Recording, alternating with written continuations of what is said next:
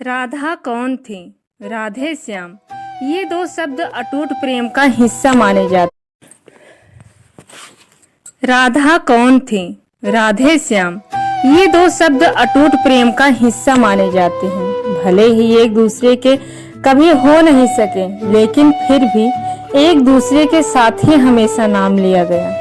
कृष्ण के जन्म, राधा के जन्म, उनकी दोस्ती की कहानियां तो बहुत प्रचलित हैं, लेकिन क्या आप जानते हैं कि राधा की मृत्यु कैसे हुई थी?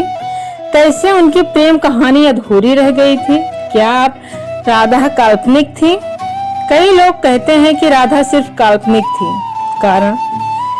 कारण यह है कि भागवत जिसने भी पढ़ी उसका कहना है कि सिर्फ दसम स्कंद में ही जब महारास का वर्णन हो रहा है, वहीं एक जगह राधा के बारे में बताया गया है कि वो भी रास कर रही हैं और आनंद ले रही हैं। अलग अलग ग्रंथों में राधा और कृष्ण की गोपियों का अलग वर्णन है।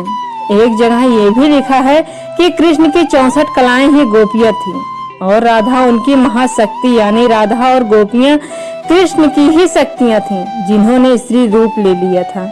राधा कृष्ण गोपियों को ही भक्ति मार्ग का परमहंस, जिसके दिमाग में दिन रात परमात्मा रहता है, कहा गया है, क्योंकि उनके दिमाग में 24 घंटे कृष्ण ही रहते थे। राधा और कृष्ण के प्रेम का असली वर्णन मिलता है गर्ग संहिता में। गर्ग संहिता के रचयिता यदुवंशियों के कंस के कुलगुरु, यानी एक तरह से कृष्ण के भी कुलगुरु हैं, ऋषि गर्गा मुनि थे।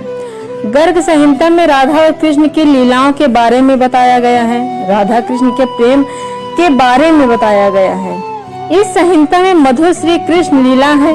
इसमें राधा जी की मधुर भाव वाली लीलाओं का वर्णन है। श्रीमद् भागवत गीता में जो कुछ सूत्र रूप से कहा गया है, गर्ग संहिता में उसी का बखान किया गया है। अगर गर्ग मुनि यदुवंशियों के कुलगुरु थे, तो ऐसा कैसे हो सकता है कि वे अपने सामने चल रहे कृष्ण लीला में किसी का अपने किरदार का चित्रण करेंगे?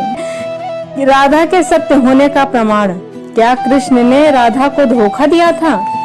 कृष्ण राधा से ये वादा करके गए थे कि वो वापस आएंगे, लेकिन कृष्ण राधा के पास वापस नहीं आए और चले गए। उनकी शादी भी रुक्मिणी से हुई।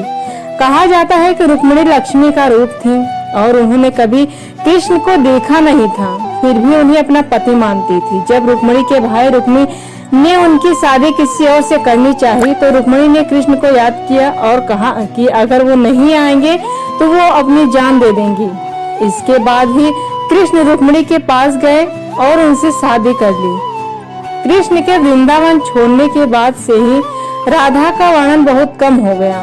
राधा और कृष्ण जब आखिरी बार मिले थे, तो राधा ने कृष्ण से कहा था कि भले ही वो उनसे दूर जा रहे हैं, लेकिन मन से कृष्ण हमेशा उनके साथ ही रहेंगे। इसके बाद कृष्ण मथुरा गए और कंस और बाकी राक्षसों को मारने का अपना काम पूरा किया।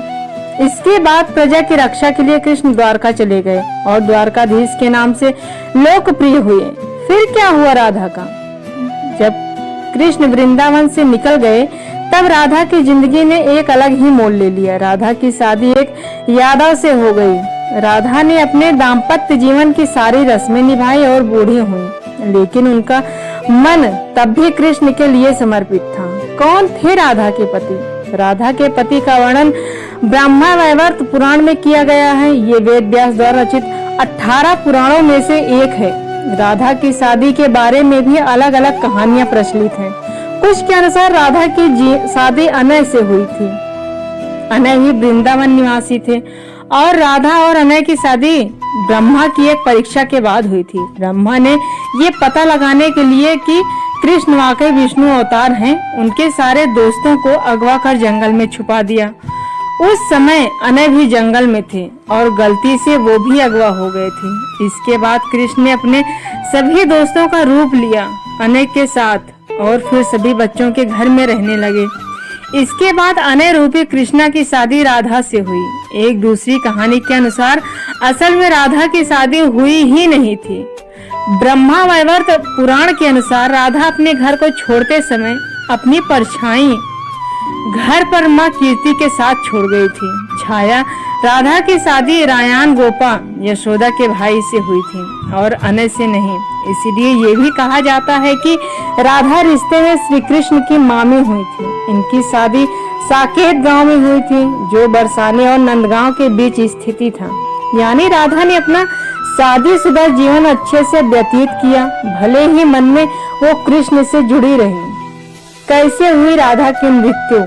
लोक कथाओं के अनुसार अपने जीवन के अंतिम दिनों में राधा ने अपना घर छोड़ दिया और कृष्ण से मिलने द्वारका चली गई। जब आखिरकार ये दोनों मिले तो दोनों ने कुछ नहीं कहा। दोनों जानते थे कि मन से दोनों जुड़े हुए थे, लेकिन राधा को लगा कि कृष्ण से करीब रहना उस तरह का सुख नहीं दे रहा है जिस तरह उन्हें तब जो लगता था जब वे मन से कृष्ण से जुड़ी हुई थी। राधा बिना कुछ बोले महल छोड़कर चली गई। अंतिम क्षणों में कृष्ण ने राधा की अंतिम इच्छा पूरी की, जिसमें उन्होंने राधा का सबसे मधुर बांसुरी की धुन बजाकर सुनाई।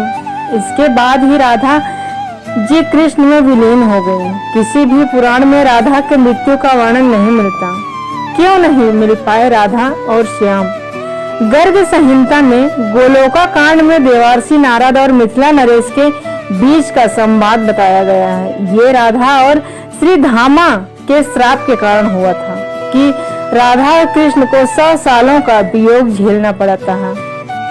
श्री गर्ग संहिता के विश्वजीत कांड में 49वें अध्याय में एक और कहानी लिखी गई है। कहा गया है कि राधा और कृष्ण 100 साल बाद सूर्य ग्रहण के दौरान होने वाले एक यज्ञ में मिले थे जो कुरुक्षेत्र में हो रहा था। इस दौरान राधा को योगेश्वर भगवान अपने रानियों और गोपियों के साथ ले गए द्वारका। यहाँ सभी ने राजसूय यज्ञ में हिस्सा लिया जिसे राजा उग्रसेन ने करवाया था। उस समय राधा कृष्ण के साथ उनकी पत्नी के तौर पर थी और यही लिखा जाता है कि राधा की शादी कृष्ण से हुई थी और वो छाया राधा थी जो रायान गोपा से शादी कर कृष्ण की मामी बनी थी। पर सिर्फ इस यज्ञ को ही राधा और कृष्ण की शादी का सबूत माना जाता है। तो ये आपको जानकारी कैसी लगी राधा की, आप हमें कमेंट में जरूर बताएं और हमारे चैनल को सब्सक्राइब करें, लाइक करें, शेयर करें। धन्यवाद।